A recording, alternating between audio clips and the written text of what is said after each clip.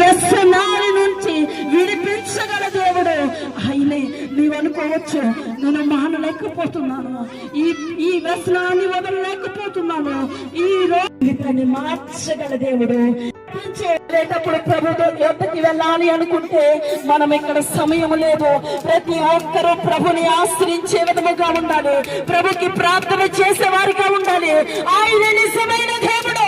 ఇదిగో ఆయన నీ దగ్గర నుండి ఏమీ కోరుకోవట్లేదు. వెళ్ళేటప్పుడు ప్రభు యొద్దకి వెళ్ళాలి అనుకుంటే మనం ఇక్కడ సమయం లేదు.